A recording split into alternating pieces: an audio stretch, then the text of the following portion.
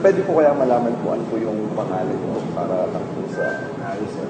Ako po si SG Romino Pal, nakaduty dito sa Fair Residence, ang night shift, duty guard. Kasama ko yung kasama partner si SG Patuna. Pwede po kaya malaman kung ilang taon na po kayo? Ako po ay 31 years old at single. Nagtrabaho ko pang tulungan ko po yung aking pamilya, yung nanay at tatay ko na nasa probinsya kasi mahirap kasi ang buhay. Sa ngayon po, saan po kayo umuwi ngayon? Dito po sa Terminal 1, Pildira. Doon po ako umuwi sa boarding house lang. Yung trabaho niyo po dito, ano po yung mga kadalasang ginagawa niyo po? Ganito sir, assist incoming unit owners and follow the house rules and regulation, greetings, pag may mga delivery na Jollibee, McDo, or others, kailangan i-assist muna sir. Knock the door before enter sir. And pag sinabi ng unit owner or tenants na papasokin, sasamahan namin sir. Yung kinikita niyo po ba dito sapat lang sa para sa magulang niyo or kulang po? Para sa akin sir, kasi single naman ako, tamang-tama lang din sir. Papadala din sa probinsya, sa nanay at tatay ko.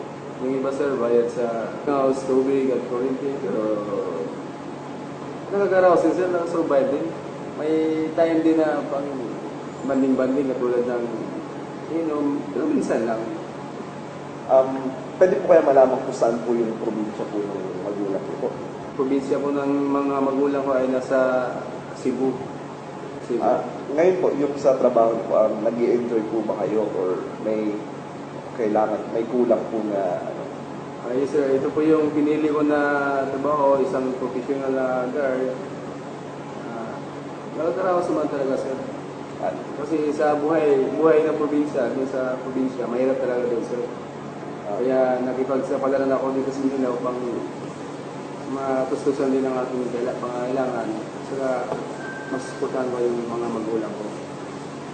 May hinaing po ba kayo dito sa trabaho? Parang gusto niyo pong may gusto po ba kayong pagandahin or may kulang po ba na mga benepisyo o mga kung ano-ano pa po?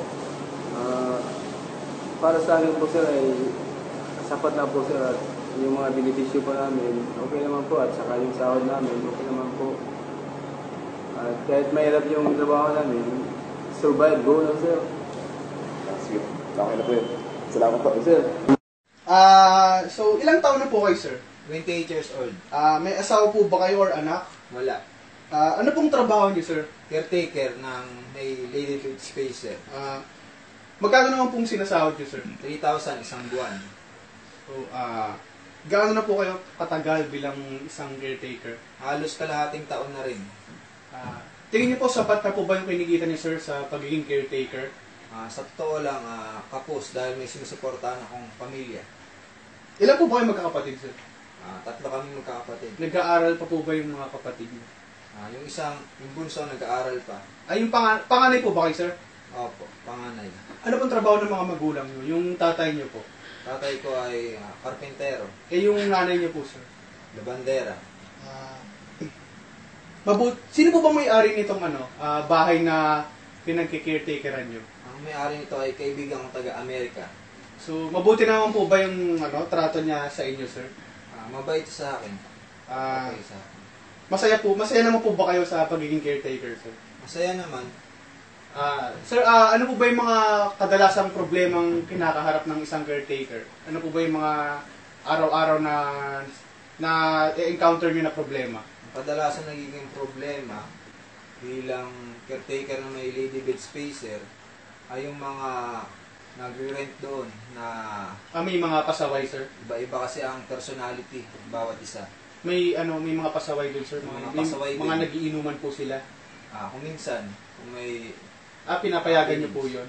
Pinapayagan ko kapag once a year, kapag birthday nila, halimbawa. So, may sir, mga estudyante po ba yung nakatira doon, karamihan po? Ang nagbo-board doon ay estudyante, Yung iba professional, katulad nursing, teacher, gano'n. Sige sir, salamat po. Ako nga po pala si Joseph Persamina. Ano pong pangalan niyo sir? Ako si Jason Vizca, ng Las Piñas City. Thank you sir. Okay. Ako po si Edith Martin, ang mami ni Angelo. Ngayon po ay magsasagawa po siya ng interview para sa isang kasambahay. Ako po si Carl Angelo Martin. Ako po ay mag-i-interview ng isang kasambahay bilang isang proyekto na pinapagawa ni Mr. Ross Encinas. Ang una kong question, ano po ang pangalan nila? Hilda Villanueva. Ilang taon na po kayo? 49. May pamilya na po ba kayo? Meron. Ilan po ang anak po? 3. May asawa po ba kayo? Meron. Tungkol naman po to sa work question, sa ginagawa niyo po. Paano po kayo napasok sa ganitong trabaho? Wala akong mapasok ang ibang trabaho. Yung pangalawa po sa work question din. Matagal niyo na po bang gustong pumasok sa ganitong trabaho? Oo naman. Sa maiba naman po, sa issues question naman po sa trabaho nyo, sa mga sweldo, ganun. Sapat na po ba para sa inyo ang kinikita nyo? Opo. Ano po ang gusto nyong gawing trabaho bukod sa pagbabantay ng isang bahay o pagiging isang bahay? Wala na kasi may edad na ako eh. Ano po talaga ang pangarap ng trabaho? Wala akong pangarap, wala akong pinag-aralan eh. Sir, ano po pangalan? Ruel Moreno po. Noel Moreno. Ilang taon na po kayo? 28. Po kayo magkakapatid? 4 po. Ako yung panganay. Ilan po kayo sa pamilya niyo? Ilan po kayo sa pamilya? 6. May pamilya na po kayo? Wala pa kasi napaaral ko pa yung kapatid ko. Dalawa pa sila nag-aaral. College na ngayon. Yung bunso namin, second year college. Yung kasunod, third year college yung pinapaaral. Yung isa, napaaral naman ang bunso namin. Paano po kayo nakapasok, sir, sa trabaho? Malapit po ako dito sa sila Malate. 3 years na rin po ako sa engineering. 3 years na ako sa security. Iba't ibang ano na rin yung ano ko. Pang 5 na lang matira sa akin. Puro sa pagkakas. Pero hindi nga sapat kasi nagpapadala ako sa kapatid ko. 2,000 yung libre kitsinas isang beses sa kitsinas. Hindi na po yung may trabaho kayo sa pamilya.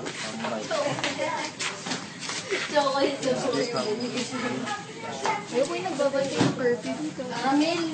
Ha? Caramel. Ayan po si Leslie Ilagan, mami ni Kimberly Ilagan. Dito kami sa CDO shop. Mag-interview kami ng isang kahera. Good evening po. Ako po si Kim, estudyante po sa Medran po. And ngayon po para sa project namin sa Leo 5 po, mag-interview po ng cashier po. Cashier po, sige po. Po. Tanong ko lang po, ano po name niyo po? Kelly Asalcon. Ano po, ilang taon na po kayo? 27. May mga kapatid po ba kayo, pamilya, anak, mga po? Kapatid pa lang. Nakapag-focus na po kayo ng pag-aaral po? Hanggang college po. So, kung makapagtapos po, paano po kayo napasok sa trabaho niyo po? Yung una, apply lang ako sa mga jobs tweet. Tapos, matagal akong one week. Wala pa akong work after makagraduate. Tapos, ang ginawa ko, nag-walk-in na ako sa mga kumpanya. Maybe Doon nag-walk-in ako kasi hindi sila galing tumatanggap ng fresh graduate. Kaya ang ginawa ko, pinalo ko yung mga iba kong pinagkayan. Tapos, isang araw, may tumawag sa akin, HR, CDO. Doon ako na-start. After 1 month, tinawagan ako. So, sa trabaho niyo po, ano po yung mga ginagawa niyo po? Anong oras po kayo nagsa-start? Anong oras po kayo nagtatapos? Yung current na trabaho ngayon. Sa trabaho niyo po ngayon. Nag-start ako ng 7. Umaga. 7 And ng umaga. natatapos po kayo na. Depende yun. Kung pagka walang kapalitan, 7 to 7. Pagka may kapalitan ako, 7 to 4 lang ako. So, so far na naging trabaho niyo po, may iba po ba kayo na-assign po dito po? Oo, meron. Pangatlong assign ko na to. Okay. So, sa trabaho niyo po, magkano po yung kinikita? Yung isa sa halor ng buwan. Yung siguro minimum wage sa isang buwan. Yung kita talaga, yung isang buwan. Nasa 23 po. So, para po sa inyo, okay na po ba yung trabaho niyo? Sapat na po ba yung para sa pamilya niyo? Sa panahon ngayon, hindi. Hindi. So, since nakapagtapos po kayo ng college, and ano po ba yung kinuha niyo na course?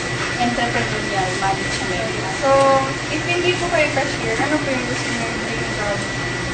Or ano po yung gusto niyo yung trabaho? Government employee. So, last question na lang po. Ano po may ipapayo niyo sa amin na estudyante na graduating, is kuha ng trabaho, mga ganun po. Sa mga taong hindi po nakapagtapos, is kailangan yung trabaho. Tingin ko, papayo ko, wala sa talino eh. Nasa diskarte.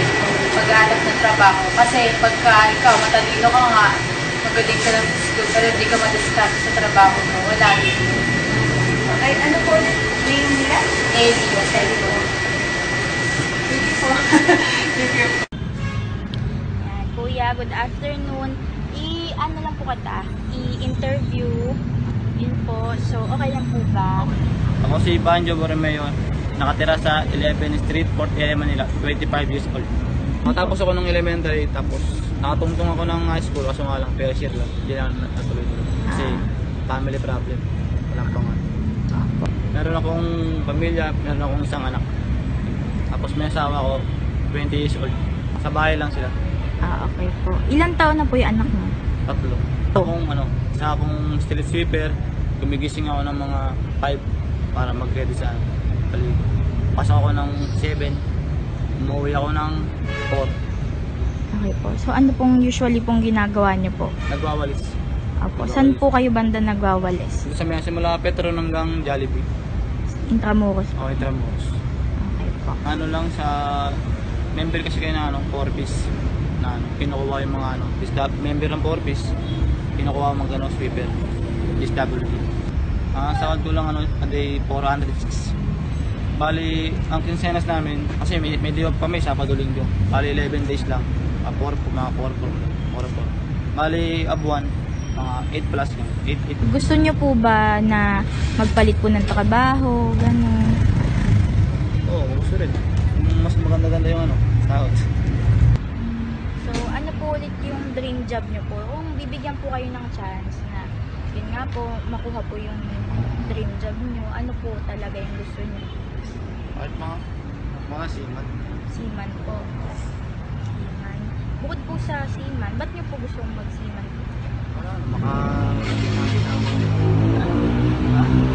Kasi mas maganda rin eh. Mas maganda kita rin. Opo.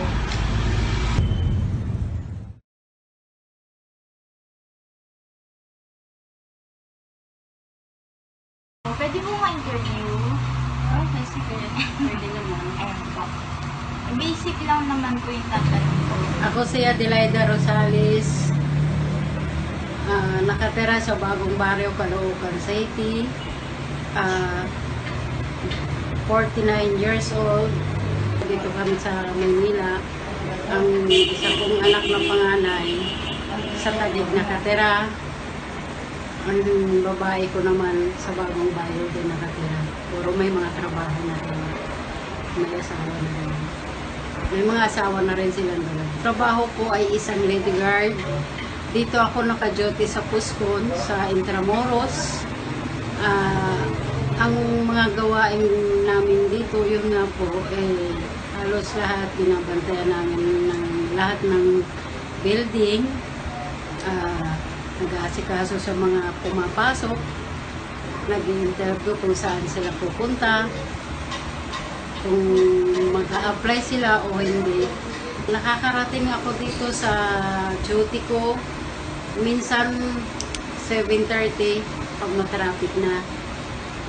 At ang labas po namin ay 7 ng gabi. Gumigising ako sa umaga ng mga alas 4 ng madaling araw para mag-asikaso sa babaunin namin. Babaunin ko dahil hindi naman ako makalabas dito sa duty ko, bawal. Kaya at umaalis ako sa bahay namin pagkatapos ng lahat-lahat maligo. Umalis ako sa bahay namin mga 5:30 or 6. Matagal na akong lady guard, 1997 pa hanggang sa ngayon dahil yun ang binuhay ko sa mga anak ko. Yan ang pinag-aral ko para makatapos dahil ayoko na matulad sila sa akin na hindi nakarating ng college. Kaya pinagsikapan ko po yun para matapos ko silang dalawa. Pinaghirapan ko yun, pawis, dugo, para matapos sila. Kahit walang ibang tumutulong sa akin.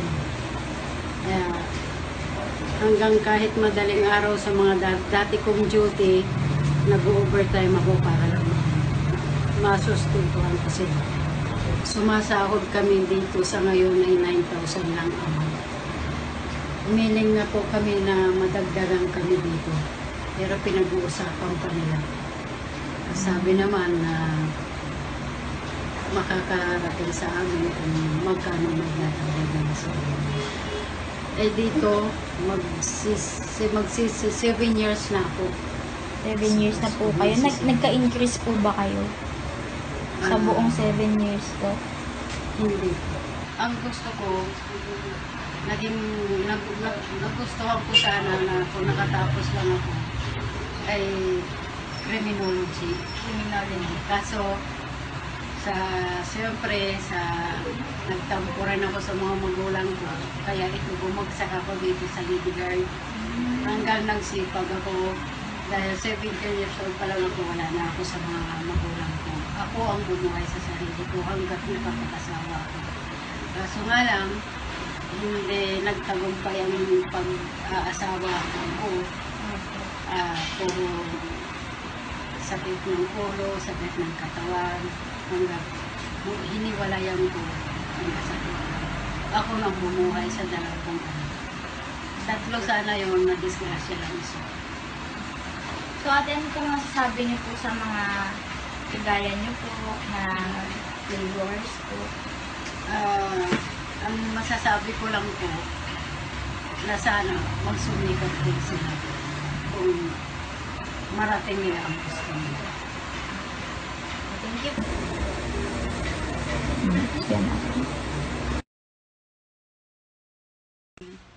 Good morning po, sir. Pwede po ba kayong ma-interview? Good morning din po. Pwede. Okay po. So, start na po. Ako si Edner Bacang, 26 years old. Nakatira sa Paranaque City. Ako yung nakatira sa tita ko dito sa Paranaque. Ay yung mga magulang ko nandun sa probinsya. Yung mga kapatid ko rin, nandun din sa probinsya. Yung isa kong kapatid, nandito din sa Tagaytay. Punta dito sa Manila para maghanap ng trabaho. Ngayon, driver yung napasukan ko.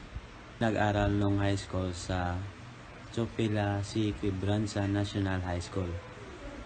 At nag-aral din ako ng college sa Siquijor State College sa Siquijor.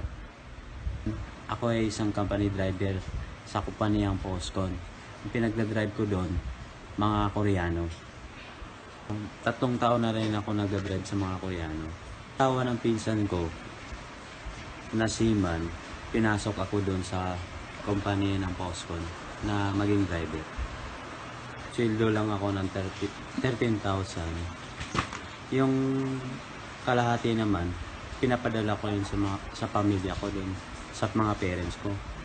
Yung iba naman sa mga kapatid ko.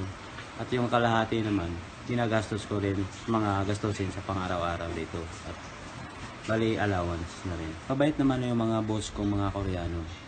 Minsan malabas, at minsan binibigyan naman din ako ng mga allowance saka regalo. Tuwing Pasko, ang bali bonus. Sir, satisfied naman po ba kayo sa sweldo nyo? Nagkakasya naman po ba araw-araw sa pamilya nyo po? Kamusta naman po?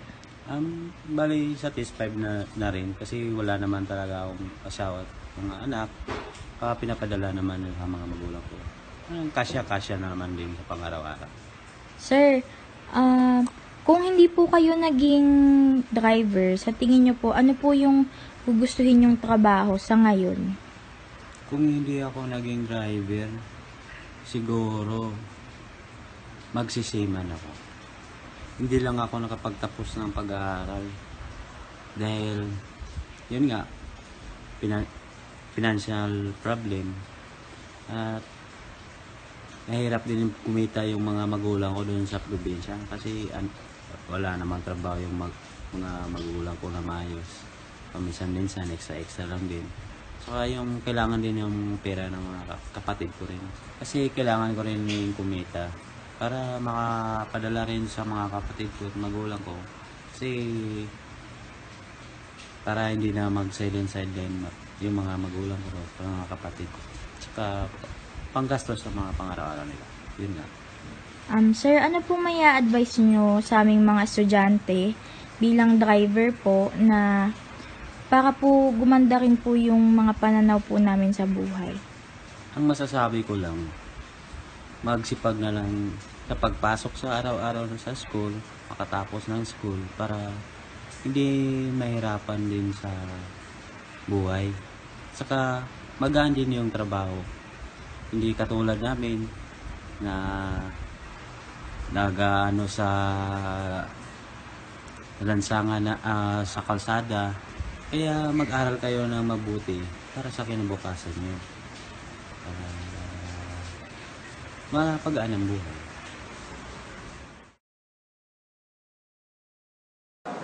Base po sa aking nakapanayam na isang security guard, namulat ang aking kaisipan kung gaano talaga kahirap makipagsapalaran sa buhay.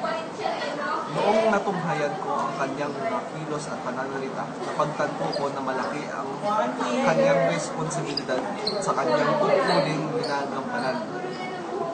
Pero ginagampanan pa rin niya ito ng may dangal at saya. Kanya rin nabanggit na mahirap ang kanyang trabaho at ito naman ay aking naiintindihan kasi ang kanyang trabaho ay panggabi. Puyat ang kanyang kalaban kaya mahirap talaga ang kanyang tungkulin. Nabanggit din niya ang pamilya niyang nasa probinsya. Kaya naiintindihan ko kung nangungulila siya sa kanyang pamilya. Mabigat na responsibilidad ang nakaatas sa kanya kasi dahil ang responsibilidad niya ay kaligtasan ng mga taong kanyang sasakupan. Pero hindi pa rin ito handa para siya at ang kanyang mga kasama ay makapagsaya sa kanilang trabaho. Okay, sa pagsasagawa ko ng interview na ito, naisip ko na mahirap pala talaga ang buhay. Ang buhay ay hindi kain-tulog lang at puro bisyo tulad ng ginagawa ng iba. Marahil hindi pa nila nararanasang maghirap kaya gano'n na lang ang kanilang ginagawa. Naawa din ako sa aking kaibigang si Jason, sapagkat hirap talaga sila sa buhay. Nakita ko ang mga sakripisyong ginagawa niya para lang kumita at may maitustos sa pangangailangan ng kanyang pamilya. Mahirap ang kanyang trabahong caretaker dahil kailangan niyang bantayan ang bawat taong nakatira sa bahay na pinauupahan ng kanyang amo. Mahirap din makisalamuha sa iba't ibang ugali o personalidad ng mga nakatira doon ayon kay Jason. Minsan daw, may mga pasaway pa na nagiinuman ng hindi nagpapaalam. Sabi niya, kung may mahanap daw siyang ibang trabaho hindi niya na raw titiising maging caretaker. Ngunit dahil sa hirap siyang matanggap sa kanyang mga ina-applyan, nagtsatsaga na lang siya dito. Si Jason kasi ay hindi nakatapos. Sa kanyang mga sinabi sa akin, lalo ko dapat mahalaga ng pag-aaral ko dahil maswerte pa rin ako sa mga oportunidad na nasa akin. Okay na. Kaway ka. At yan, at yan po ang aking reflection. Okay. Nakinausap ko siya upang magtanong kung pwede ba siyang ma-interview. Nakita ko agad ang ngiti niya. Doon pa lang naisip ko na hindi ako mahirapan sa kanya kung papayag ba siya o hindi upang interviewin ko siya. At mga oras na ini-interview ko na siya, unang tanong ko pa lang sa kanya ay makikita ninyo sa video na nakingiti na kaagad siya. Makikita mo sa kanyang mukha na siya ay masiyahin. Kung makikita ninyo sa video, simula pa lang ay nakingiti na siya. Makikita dito na hindi porket hindi maganda o formal ang kanyang trabaho ay kailangan niyang hindi matuwa sa mga bagay-bagay. At mayroong part sa video na tinanong ko siya kung sapat na ba ang kanyang kinikita. Simpleng oo lang at ngiti ang sagot niya sa akin. Sa interview na ito, ngayon ko lang napagtanto na hindi pala madali ang pagiging isang kasambahay dahil ginagampanan nila ang lahat ng gawain sa bahay mula sa pinakamadali hanggang sa pinakamahirap. Sila ang nagluluto ng ulam, naglilinis ng bahay, naglalaban ng mga damit, at nag-aalaga ng mga bata at matanda. Bahagi sila ng maraming pamilya at may iba ang takbo ng buhay kapag wala sila. At napansin ko din na malimit tayong makarinig ng isang kasambahay na ginaasa o pinagsamantala ng kanyang amo. At normal din sa kasambahay na namumura o makatikim ng masamang salita sa kanyang pinagtatrabahuan. Minsan hindi nga manggagawa ang turing sa mga kasambahay. Ang turing ng marami sa kanila ay isang alipin. Natutunan ko sa aking interview na hindi mahalaga kung anong klaseng trabaho meron ka. Mababa man o malaki ang kita. Ang mahalaga ay kung masaya ka ba sa iyong ginagawa at hindi mo ito ikinakahiya. Gaya ni Ate Bing na aking in-interview na masiyahin at palaging nakangiti. Huwag nating baliwalain at maliitin ang mga kasambahay dahil hindi natin alam kung ano ang impact o kaya nilang gawin upang ang isang pamilya ay umasenso. Bago ko lapitan si Sir Ruel para interviewin, napansin ko po na patingin-tingin siya sa paligid ng gate. Siyempre bilang security officer po sa subdivision namin, yung kahit nakaupo siya, parang marami siyang iniisip. Tapos parang ang bigat ng iniisip niya. Habang kahit yung patingin-tingin siya sa may gate, tapos nag-aabang siya ng mga dumadaan doon, pumapasok. Ayun. Nasabi po niya na nag-stay in lang daw po siya dito kasi para na-destino po siya ng agency nila sa dito. Tapos sa Taguig talaga yung bahay nila. Yung pamilya po nila, wala po siyang pamilya pero meron daw po siyang kapatid. Siguro po, yung din ko po napagtanto na siguro, kaya ganun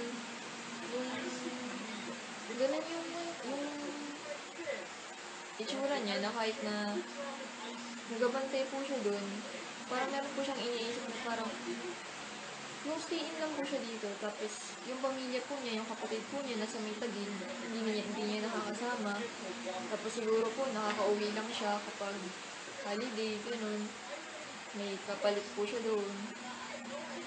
Tapos nabanggit po niya na kahit hindi po sapat yung sweldo niya, ayos lang, at least nasustentuhan ko niya. Siya po yung nagpaparal sa kapatid niya.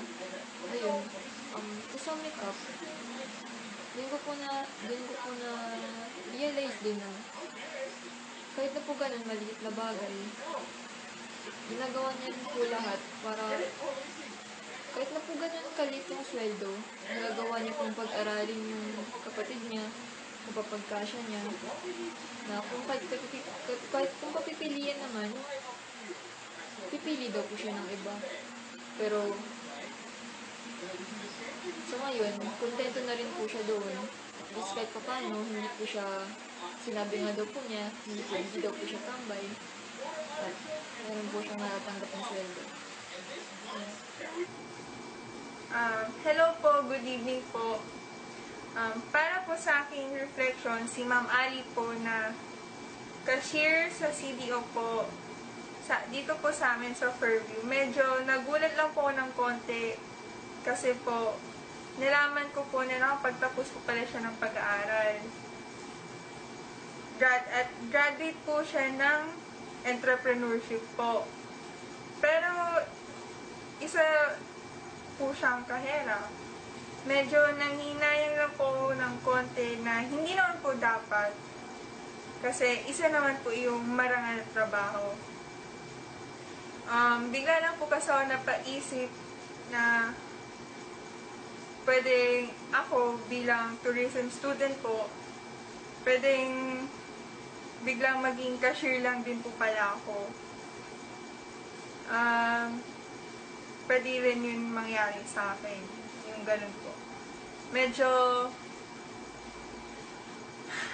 nakakatakot lang po isipin kasi syempre ayoko rin po yun mangyari sa akin. Gusto ko po sana kung ano man yung tinapos ko na kurso, yun din po, yung mapapasukan ko po is medyo kahit pa paano malapit naman po doon. Tsaka pansin ko rin po kay Ma'am Ali na hindi niya naman talaga gaano gusto yung trabaho niya.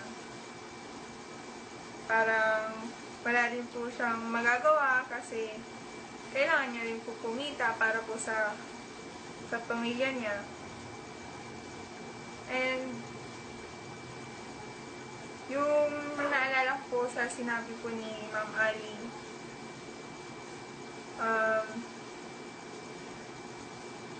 nasa discarte na rin po yan ng mga tao kung paano sila kikita at kung paano rin po sila magkakaroon ng trabaho ng marangal. So, ayun lang naman po ang aking reflection. Medyo nakatakot lang po isipin na kahit kanino, ano man tinapos mo na kurso, matalino ka sa school, madami kang honors, pwedeng ganun lang, pwedeng yun lang din maging trabaho. Na hindi naman dapat lang ang sinasabi ko. Lahat naman po ng trabaho, marangal, pero mas maganda rin po siguro kapag kung anong tinapos mo, malapit din yung trabaho mo. Yun lang po. Yun lang po. Salamat po. Ito po yung reflection ko tungkol kay Sir Banjo, yung street sweeper sa Intramuros, Manila. Noong nakita ko siya na nagmimerienda ng fishball, ay naglakas loob na akong lapitan siya at tanungin kung pwede ba siyang interviewin dahil alam kong break time niya. Hinintay ko muna siyang matapos kumain at saka na kami nagsimulang mag-usap. Noong mga panahon na iyon, ay naka-assign siya sa may Fort Santiago. Pinakita ko muna sa kanya yung mga katanungan na may tatanong ko sa kanya sa interview. At tinanong ko kung okay lang ba na tanungin ko siya ng medyo personal na bagay. At sumang-ayon naman siya. Una, ay tinanong ko ang pangalan niya at personal na impormasyon. Siya si Banjo Borromeo, 25 years old, may isang anak na 3 taong gulang at may asawang 20 years old. Makikita sa mga mata niya na laki siya sa hirap. Maaga siyang nag-asawa at sobrang bata pa na napangasawa niya. Hindi rin siya nakapagkolehiyo. Ayon sa kanya ay hanggang first year lang daw ang kanyang natapos. Sa sahod niyang 406 a day, sabi niya ay sapat naman daw sapagkat isa lang ang kanyang anak. Sa isang buwan ay halos 8,800 lang ang kanyang sweldo. 9 hours siyang nagwawali sa isang araw, ngunit mababa pa rin ang kanyang sweldo. Kagaya ng maraming mamamayang Pilipino, marami ang nagtatrabaho ng mas matagal pa at mas mahirap yung ginagawa nila, pero ang sweldo nila ay hindi sapat. Sa kabuuang pag-i-interview ko kay Sir Banjo, makikitang seryoso siyang sumagot, ngunit siya'y ngumingiti. Makikita mo pa ding masaya siya kahit nahihirapan ang kanyang mga katawan. Walang pag-aalinlangan niya kung sinagot sa mga katanungan ko at ang sabi niya pa, pagbutihan ko raw ang aking pag-aaral. Sa pag-i-interview ko kay Sir Banjo, na-realize ko ang hirap ng buhay, na dapat kumayod sa tamang paraan kahit na maliit ang sweldo. Hindi katulad ng iba na mas pinipiling gumawa na lamang ng masasamang bagay kaysa maghanap ng hanap buhay. Pagkatapos ko interviewin si Sir Banjo, ay nagpasalamat ako ng marami at inilibre ko siya ng ice cream. Nginitian niya ako at nagpasalamat ulit kami sa isa't isa. Ang pangalawang in-interview ko ay si Ma'am Adelaida Rosales, 49 years old, na isang lady guard. Siya ay may 3 anak, ngunit ang isang anak niya ay namatay. Hiwalay siya sa kanyang asawa, maaga siyang nahiwalay sa kanyang mga magulang. 17 years old pa lamang siya noon. Hindi rin siya natapos ng pag-aaral. Sa edad niyang 49 years old, 7 years na siya nagtatrabaho sa kasulukuyan niyang trabaho. Ngunit, 9,000 lamang ang kanyang sweldo buwanan. Maaga siyang gumigising upang maghanda ng pagkain nila sapagkat bawal silang umalis sa pwesto kahit pa lunch break. Binuhay niya mag-isa ang mga anak niya dahil sa pagiging lady guard. Napagtapos niya ang mga anak niya sa kolehiyo dahil ayaw niya daw na magaya sa kanya ang mga ito na hindi nakatungtong sa kolehiyo. Nakakalungkot isipin na ilang taon nang nagseserbisyo si Ma'am Adelaida, ngunit ni minsay hindi siya nakatanggap ng increase sa sweldo. Kahit sapat ng sweldo niya, ay may ibang pangangailangan pa din silang hindi matugunan. Sa ngayon, may kanya-kanya ng pamilya at ang mga anak ni Ma'am Adelaida. Ngunit nagsusustento pa rin siya sa mga ito. Ang hiling lamang ni Ma'am Adelaida ay konting increase upang matugunan ang mga pangangailangan ng kanyang pamilya.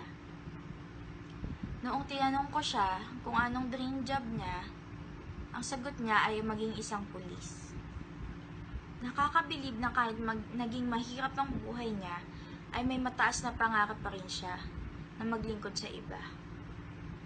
Natutunan ko kay Ma'am Adelaida na kahit hindi tayo nakatapos ng pag-aaral o hindi natin matapos ang mga pangarap natin, ay kailangan pa rin magsumikap sa buhay upang makamit ang ating mga pangarap.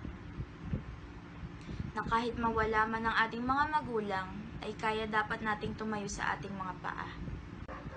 Ang pangatlo kong na-interview ay si Sir Edmer Bakang, 26 years old na galing Siquijor. Isa siyang company driver sa isang Korean company dito sa Pilipinas. 3 taon na siyang nagdadrive sa mga Koreano. Wala pa siyang sariling pamilya, kaya't ang sweldo niyang 13,000 a month ay napupunta lamang sa pamilya niya at yung iba'y para sa pansariling pangangailangan niya rin. Hindi rin nakatapos sa kolehiyo si Sir Edmer dahil kailangan niya magpaubaya sa nakababata niyang kapatid. Sa kakulangan na rin ng pera ng mga magulang niya kaya't hindi sila kayang pagsabayin mag-aral. Nakipagsapalaran rito sa Maynila si Sir Edmer upang maitaguyod ang pag-aaral ng mga kapatid niya at para na rin patigilin na sa pagtatrabaho ang mga magulang niya sapagkat may hina na rin ang mga ito. Ang nanay niya ay may sakit at ang tatay niya na may hirap na rin gumalaw. Makikita ang labis na pagmamahal ni Sir Edmer sa kanyang pamilya na kayang isakripisyo ang kanyang edukasyon upang makatulong rito. Noong tinanong ko siya kung anong nais niya ba niya talagang maging trabaho, kung sakali ay ang sinagot niya ay ang maging seaman. Nais siyang magtrabaho sa maraming bansa at kumita ng mas malaki upang maiahon ang kanyang pamilya sa kahirapan. Nooy huling nagbigay pa siya ng payo na pagbutihin ko ang aking pag-aaral sapagkat ayaw niyang matulad ako sa kanya na nahihirapan sa kalsada araw-araw. Makikita sa mga mata niya na masaya na niyang binubuhay ang kanyang pamilya sa marangal na paraan. Marami ang katulad ni Sir Edmer na binubuhay ang pamilya sa magandang paraan. Naway tularan natin siya na maging marangal tayo sa kahit anong paraan para tayo mabuhay ng masaya.